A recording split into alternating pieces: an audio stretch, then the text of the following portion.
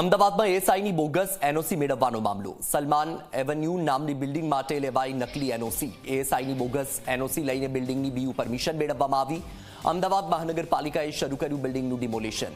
એએમસીના દાણાપીઠ નજીક કરવામાં આવ્યું છે બહુમાળી ઇમારતનું બાંધકામ. એએમસીના ધ્યાને આવતા ડિમોલિશન શરૂ કરાયું. જમાલપુરના ધારાસભ્ય અને એઆઈએમઆઈએમના કોર્પોરેટરે અટકાવી કામગીરી. વિરોધ કરવા સ્થળ પર જ બેસી ગયા નેતાઓ. ઉચ્ચ પોલીસ અધિકારીઓ સહિતનો કાફલો ઘટના સ્થળે પહોંચ્યો છે. ડિમોલિશનની કામગીરી ચાલુ રખાઈ છે.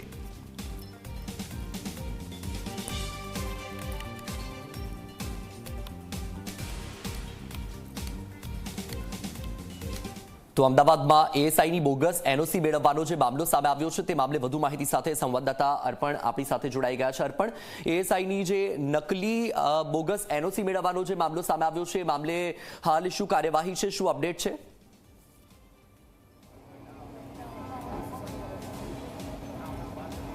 વત્સલ, વર્ષ 2017માં આર્કિયોલોજીકલ સર્વે ઓફ ઇન્ડિયા એટલે કે પુરાતત્વ વિભાગની બોગસ એનઓસી મેળવી લેવાઈ હતી ને જેના આધારે મ્યુનિસિપલ કોર્પોરેશનની રજા ચિઠ્ઠી પણ મેળવી લેવાઈ હતી. હાલમાં હું એ સ્થળ ઉપર હાજર છું. આપ જોઈ શકો છો મ્યુનિસિપલ કોર્પોરેશનથી માત્ર 100 મીટરના અંતરે જ આવેલી આ સલમાન એવન્યુ નામની બહુમાળી બિલ્ડિંગ છે. ટોટલ 6 માળની આ બિલ્ડિંગ છે, જેનામાં 4 માળ કાયદેસરના છે, પરંતુ 2 માળનું બાંધકામ વધારાનું કરવા માટે આ બોગસ એનઓસીનો ઉપયોગ કરવામાં આવ્યો હતો અને વર્ષ 2019માં તે રજા ચિઠ્ઠી રદ પણ કરી દેવામાં આવી હતી. બીજું નોંધનીય છે કે સમગ્ર મામલો હાલ હાઈકોર્ટમાં પણ ચાલી રહ્યો છે, લીગલી મેટર પણ ચાલી રહી છે અને તે બાદ હાલમાં મ્યુનિસિપલ કોર્પોરેશન દ્વારા ઉપરનું જે 2 માળ છે તેનું ડેમોલિશન ધાબાની પરથી શરૂ કરવામાં આવ્યું છે. એટલે આપ જોઈ શકો છો હાલમાં અહીંયા સ્થાનિકો પણ એકઠા થયેલા છે અને વિસ્તારને ધ્યાનમાં રાખીને ઉચ્ચ પોલીસ અધિકારીઓ પણ અહીંયા ઉપસ્થિત છે. એટલે જે પરિવારજનો છે તે પણ પાછળ બેઠેલા છે અને જે આગેવાનો છે તે પણ અહીંયા પહોંચ્યા છે. એટલે જે પ્રમાણેના દ્રશ્યો આપ હાલમાં અહીંયા જોઈ શકો છો કે જે કામગીરી છે પાછળની તરફ પોલીસના ઉચ્ચ અધિકારીઓ છે પાછળની તરફ તે અહીંયા ઉપસ્થિત છે, જેથી કરીને અન્ય કોઈ કાયદો વ્યવસ્થાની પરિસ્થિતિ ન જોખમાય.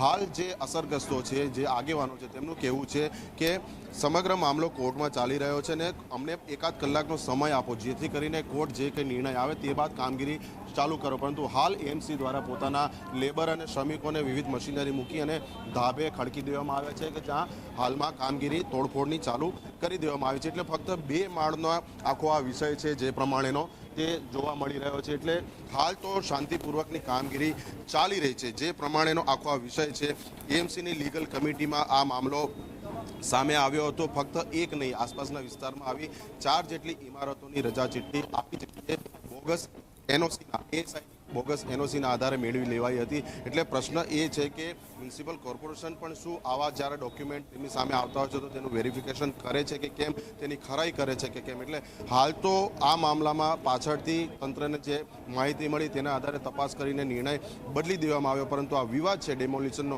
તે હજી જોવા મળી રહ્યો છે.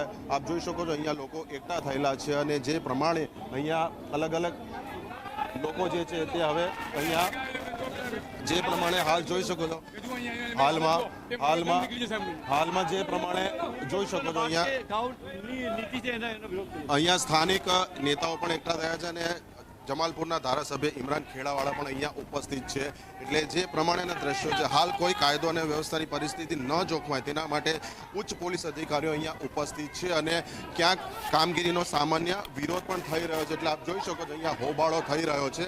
એટલે જેથી કરીને જ અહીંયા કોઈક વ્યક્તિની તબિયત બગડી હોવાનું હાલ માહિતી સામે આવી રહી છે, જેના આધારે જે લોકો છે તે ક્યાંક હાલમાં અહીંયા દોડાદોડી કરી રહ્યા છે. એટલે કોઈક વ્યક્તિને શારીરિક તકલીફ થઈ હોવાના હાલ માહિતી મળી રહી છે. આપ જોઈ શકો છો હાલમાં કેટલીક મહિલાઓ જે છે તે લાગણીશીલ થયેલી છે અને બહાર આવી રહી છે. સાથે જ આપ જોઈ શકો છો એક વ્યક્તિને અહીંયા અટેક આવ્યો હોવા હાલમાં આપ જે દ્રશ્યો જોઈ શકો છો કે જે પ્રમાણે એક વ્યક્તિની તબિયત લથડતા તેમને અહીંયા સારવાર અર્થે લઈ જવામાં આવ્યા છે. એટલે એક મહિલા છે, વૃદ્ધ મહિલા છે, તેમને અહીંયાથી સારવાર માટે લઈ જવામાં આવ્યા છે.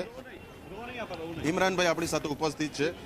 આ વિષયની ખાલી વાત કરી તો શું આખો આ વિષય છે?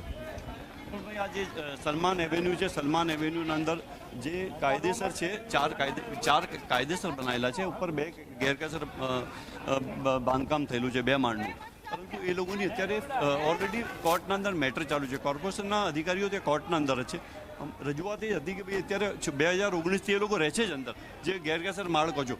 એક એમની એક વાત છે, એક એમાં એવી વાત છે કે જે બે માળની જે પરમિશન છે બોગસ છે, એના ઉપર FIR ઓલરેડી દાખલ થયેલી છે. એટલે કોર્ટના અંદર જે કેસ દાખલ છે ત્યારે હું સમય 1 કલાકનો સમય માંગ્યો છે કે 1 કલાકનો સમય આપો. ત્યાં સુધી કોર્ટ જે પણ ડિસિઝન આવે, કોર્ટ કહેશે ઉપરના 2 માળ તોડી નાખો તો તોડી નાખશે, ત્યાં સુધી સમય માંગવાની વાત છે. એટલે કમિશનરશ્રીને પણ મેં વાત કરી, ડીવાયએમસીને પણ વાત કરી. અને અત્યારે આપ જોઈ રહ્યા છો કે 5મા માળ પર જે કોઈ વ્યક્તિ છે બીમાર થઈ ગયા છે અને એટેક આવેલો છે અને 3 દિવસ પહેલા જ બાયપાસ સર્જરી કરી છે. એટલે થોડી માનવતાના ધોરણે કરવું જોઈએ.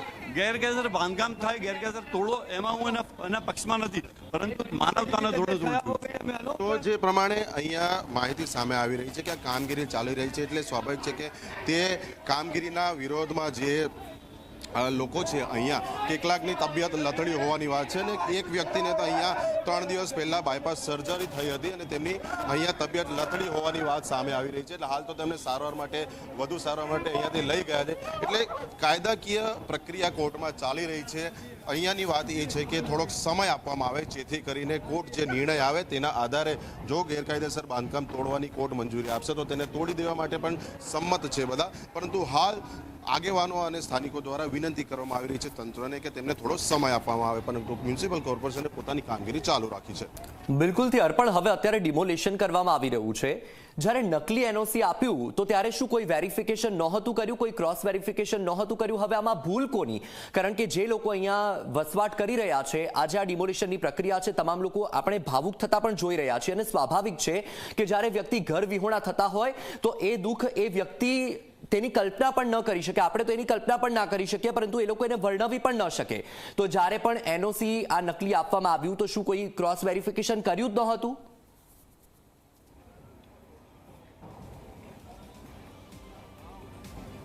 વત્સલ, હાલમાં જે વ્યક્તિની તબિયત ખરાબ થઈ છે તેના કિસ્સામાં હાલમાં તો 3 દિવસ પહેલાં તેમની બાયપાસ સર્જરી થઈ હતી. એટલે હાલ તો દેખીતી રીતે આ વિષય સાથે અને તેમની તબિયત ખરાબને સાથે કોઈ કનેક્શન હોય તેવું અહીંયા પ્રસ્થાપિત નથી થતું. વાત આપણે બોગસ એનઓસીની કરી રહ્યા છો. તો મેં અગાઉ પણ કહ્યું કે તંત્રના ધ્યાને પાછળથી આવ્યું હતું. તો જ્યારે આ એનઓસી ASIની રજૂ કરવામાં આવી ત્યારે મ્યુનિસિપલ કોર્પોરેશને કેમ ખરાઈ ન કરી કે ખરેખર આ સાચી છે કે ખોટી છે?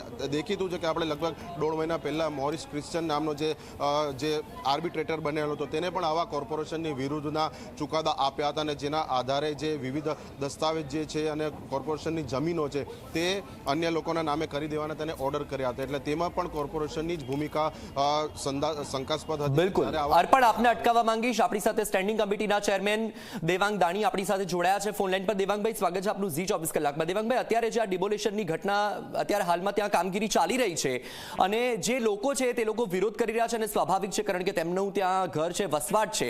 પરંતુ સૌથી મોટો સવાલ જ એ થઈ રહ્યો છે કે જો બોગસ એનઓસીનો મામલો છે તો જ્યારે પણ બીયુ પરમિશન આપવામાં આવી તો શું કોઈ ક્રોસ વેરિફિકેશન કરવામાં આવ્યું હતું કે નહીં? ચોક્કસ આ સલમાન એવન્યુ એક ઇલીગલી બાંધકામ કરવામાં આવ્યું હતું. એ લોકોને અગાઉ પણ નોટિસ ફટકારવામાં આવી હતી અને AIની જે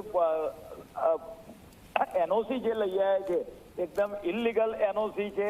એ લોકોનો બંદોબસ્ત સાથે અમે એનું ડિમોલેશનની કાર્યવાહી હાથ કરવાના છે અને આ રીતના જેટલા પણ ઇલીગલ બાંધકામ ચાલતા હશે આવનાર સમયગાળા દરમિયાન આવા ઇલીગલ બાંધકામ ઉપર કોર્પોરેશનને પોતાનું આપણે વાત કરીએ કે કાર્યવાહી કરશે અને આવા જે પણ મકાનો હશે એને તોડવામાં આવશે.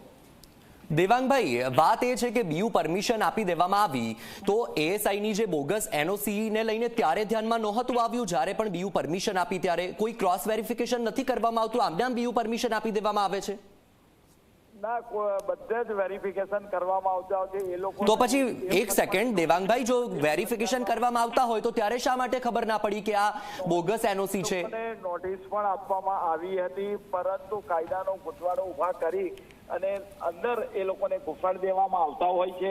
પરિણામે આપણે વાત કરીએ કે જો AIની જે પરમિશન લાયા છે એ જ ઇલીગલી હતી અને ઘણા સમયથી આ મામલો વિવાદમાં ચાલતો હતો અને છેલ્લે પ્રક્રિયાને આધારે આ એક નિર્ણય કરવામાં આવ્યો છે કે ભાઈ આવા જેટલા પણ મકાનો હોય એવા મકાનોને તોડવામાં આવે. તો દેવાંગભાઈ, ત્યારે ખબર પડી ગઈ હતી કે એનઓસી બોગસ છે તો પછી ત્યારે શા માટે કોઈ કાર્યવાહી ન કરવામાં આવી? માત્ર નોટિસ આપીને જ કેમ સંતોષ માની લેવામાં આવ્યો? જે આનો જે સર્વે હોય છે એની એનઓસી ની જવાબદારી માટે એ ડિપાર્ટમેન્ટને મોકલવામાં આર્કિયોલોજીમાં મોકલવામાં આવતું હોય છે. આ લોકો ડુપ્લિકેટ રસીદો બનાવીને એટલે એના પર પણ અમે ફોજદારી કાર્યવાહી